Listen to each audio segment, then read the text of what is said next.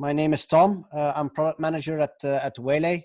So the use case here is where we are using Waylay to orchestrate a computer vision or a machine vision use case where you have, for example, a camera capturing an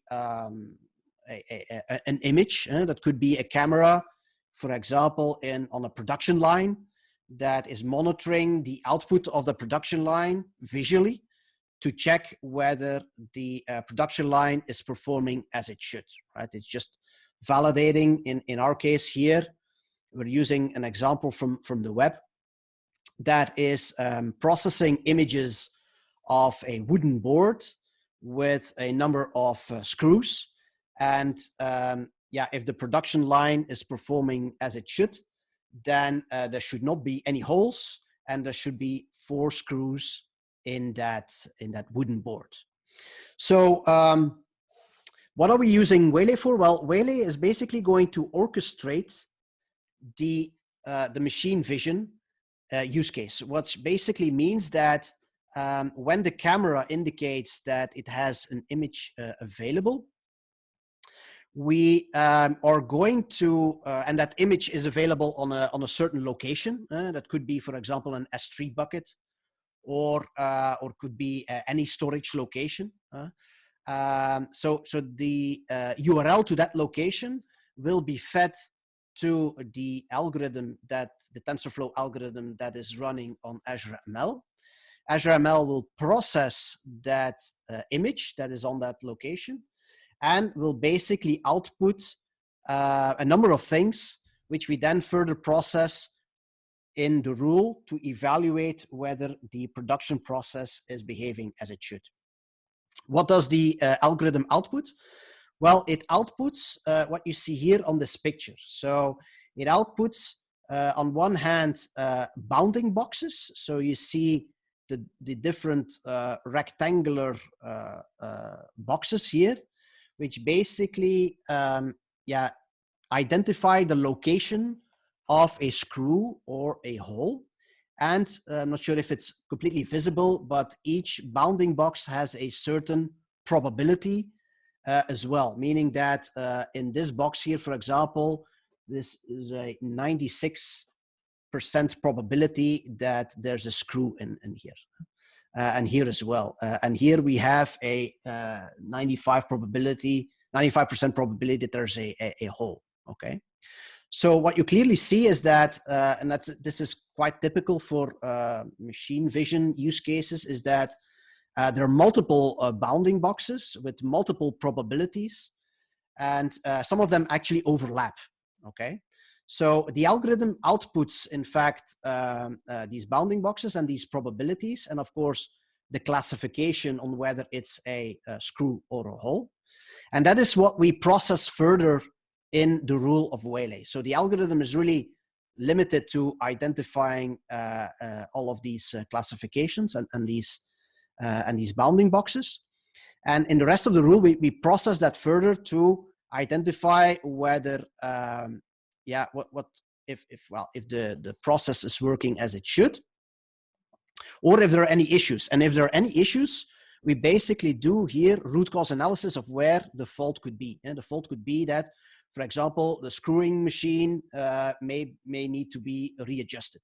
Okay, if we send, for example, an image that has no screws and no holes, then clearly the entire pipeline may be in need of a review. Okay, and that is what you actually see here in the rule as well. We output different alarms depending on the data that is coming out of the machine learning algorithm here, depending on which case we're actually dealing with.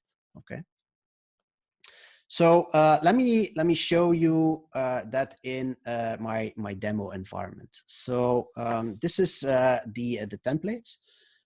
So if I take this one, we will make sure that you can also download this template. But here you see it, right? So in a minute, what I will do is I will shoot a particular image into this rule, and this rule will then trigger the Azure ML algorithm to evaluate the image and output a certain alarm. Okay, so let me already start the rule itself, because the algorithm itself, it takes a while to process the image, right? It's about 20 seconds or so to process the image. And then you will see that certain alarms will be triggered. So let me trigger this one as a reactive task and start that one. Okay. So what we will do is we will basically send this image in the rule, and this image is actually stored on our GitHub account. So you can also download it. This one. So this is the image that we will send into the rule, and clearly here you see that there's one screw missing, and that's also the alarm that we expect to see. Okay. So what we will do is have it here available in Labs. So here in Labs, I'm going to simulate my camera, and I'm going to simulate that it has captured the image that I showed earlier, and I'm going to send the location of that image inside the message in the rule. Okay, so I'm going to push that. So it just got sent. So so what's going to happen now is that the rule will have received this picture, and here you basically see it. This debug dialog that is executed in parallel. The next step that we do is then transform that data. It's actually quite simple what it does.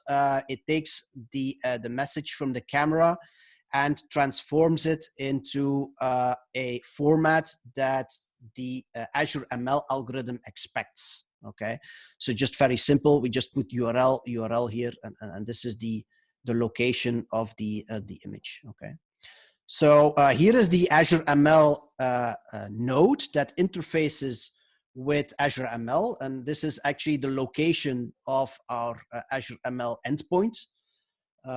So here, this is what we configure, and the observation is coming out of our transformer script node here that we send in. We enter the content type, and also an API key that is configured on the Azure endpoint, such that we're authenticated and we're allowed to make that call.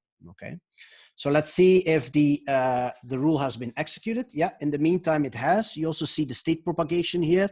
So the Azure ML has output that it has processed the data, and it has basically sent the information of the classification to the script node. And the script node, what it's going to do is, it's a quite fancy script node. It's going to look at the classification. It's going to look at the bounding boxes, where the location of the hole or the screw, and is also going to look at the probabilities of the most probable class.